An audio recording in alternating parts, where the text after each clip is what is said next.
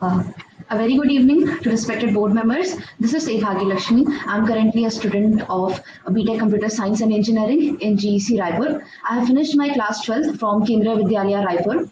I would call myself an active learner. I have always been passionate about learning new things and stepping out of my comfort zone. My hometown is Raipur itself, and my hobbies include dancing, reading, and programming. My strengths are adapting into different environments, leadership, and brainstorming. And my weaknesses, one of my greatest weaknesses, avoiding delegation of tasks.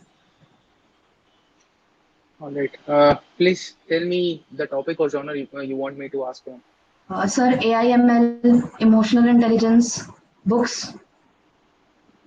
AI. Okay. So, you know about Elon Musk?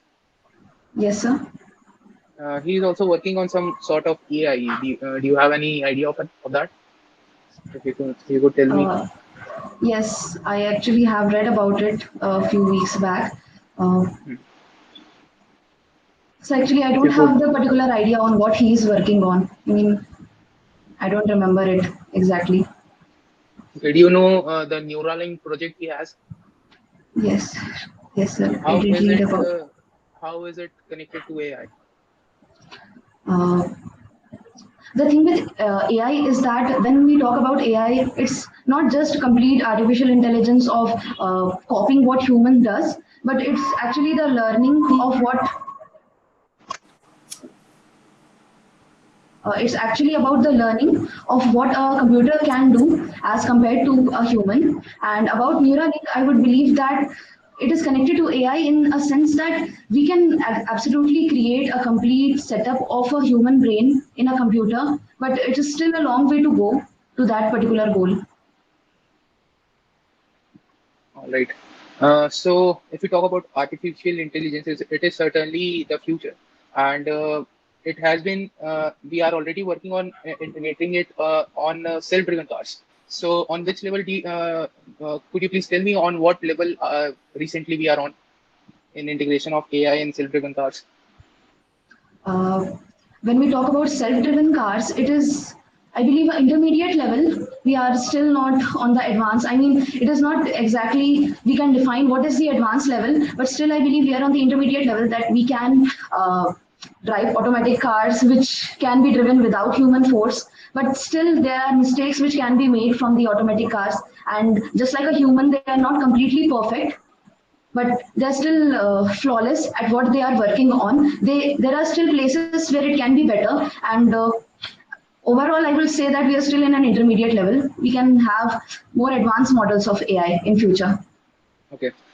So what I asked in my previous question was like Elon Musk is currently working on how we can make AI to learn things by itself, like how it could operate like a human brain, like it could do things by its own. It doesn't have we don't have to program it for everything.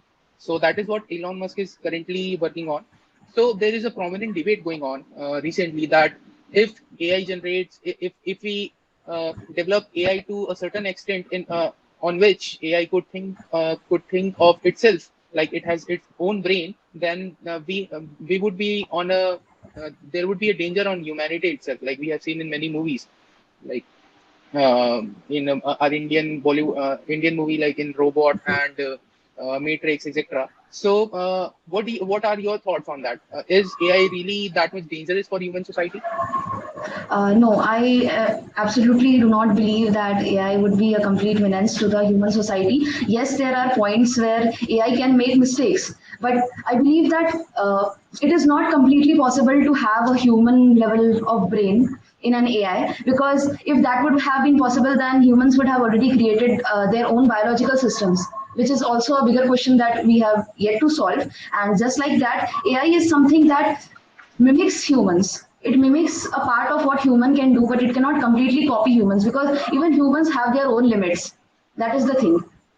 See, I'm not saying that will it be able to do that or not. But what we have seen that there was a time when human used to think that human cannot fly, we cannot fly. That is the thing. But in current situation, we know how to fly. There are technologies developed, so there is always a possibility for something.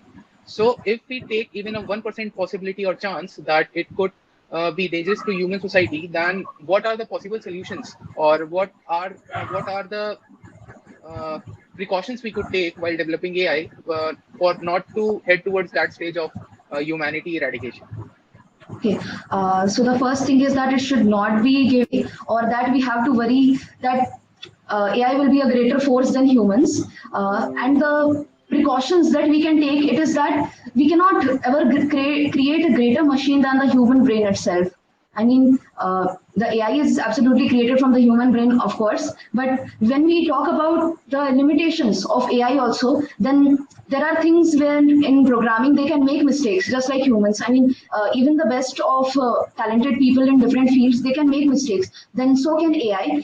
And when we talk about the future, then how it can be not given into a wrong direction of AI, then we can completely work on only the betterment and not completely overtaking the human jobs and the human works. I mean, AI needs a human interaction for it to work, and if it is that is not possible, then AI will not work.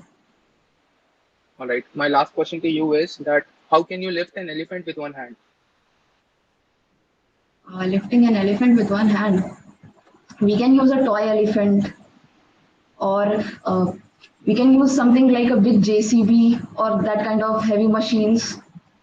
In a cage, we can completely enclose them, and then we can use a big building machine, and we can rope it up from the top, and just with one hand of that toy stick, the gaming stick that we use, we can completely lift the elephant. Okay. Okay. And Nama ma'am? Yes, Bhagyalakshmi. My question to you is what Yes, ma'am. can be or what are the possible applications of AI in agricultural sector? All right. In agricultural sector, first we can do is that for agriculture we also have to take care of the plants about how they are growing. So that is one thing that we can use AI in the beginning stages of growing of the plants or the agriculture we are supposed to grow. We can use AI, let's say from scanning from above the soil so that we can understand which plant will grow properly and where we should grow it for it to be best, just like we used in medical purposes. And secondly, I believe that AI can coordinate with the weather systems. Like when we take the information from weather, we can also understand when is the proper time to grow the plants, grow all the agriculture. Okay, those are the 2 points. Now imagine you are on a phone call with your friend. Describe the sunset to him or her in front of you without actually using the word sunset. All right. Uh, so here I am sitting in balcony of my home. It is just after 6 p.m. and you should really see the kind of scenery I have in front of myself, because I myself love this time in the evening, and it's completely a mix of red, yellow and orange. So I believe you should come see it too. Okay, that's all from my side. Thank you. Thank you, ma'am. Thank you, Bhagyakshmi. Thank you, sir.